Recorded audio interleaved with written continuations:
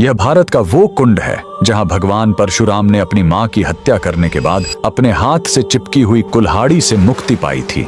यह कहानी है महान ऋषि जमदग्नि और उनकी पत्नी पतिव्रता रेणुका की। कहते हैं रेणुका हर दिन नदी से कच्चे घड़े में पानी लाती थीं और उनके सतीत्व के बल से वह घड़ा टूटता नहीं था। उनके 5 पुत्र थे जिनमें सबसे छोटे थे विष्णु अवतार परशुराम। एक दिन रेणुका ने नदी में कुछ गंधर्वों स्वर्ग के संगीतकार को जल क्रीड़ा करते देखा। उन्हें देखकर एक पल के लिए उनका मन मोह में पड़ गया और उसी क्षण उनके सतीत्व का बल टूटा और कच्चा घड़ा टूट गया। जब वो आश्रम लौटी तो ऋषि जमदग्नि ने अपने योग बल से जान लिया कि उनका मन भटक गया था। वो इतने क्रोधित हुए कि उन्होंने अपने पुत्रों को आज्ञा दी, अपनी मां का वध कर दो। जब चारों बड़े भाइयों ने मना कर दिया तो क्रोधित पिता ने उन्हें तुरंत पत्थर बन जाने का श्राप दे दिया। इसके बाद परशुराम ने पिता की आज्ञा को अपना धर्म समझा। उन्होंने भारी मन से अपनी कुल्हाड़ी उठाई और अपनी ही मां का सिर धड़ से अलग कर दिया। उनकी आज्ञाकारिता से प्रसन्न होकर जमदग्नि ने वरदान मांगने को कहा। परशुराम ने तुरंत अपनी मां को फिर से जीवित करने और साथ ही पत्थर बन चुके अपने चारों भाइयों को भी मुक्त करने का वर मांग लिया। सब फिर से जीवित हो गए, मानो कुछ हुआ ही ना हो। लेकिन कहानी यहीं खत्म नहीं हुई।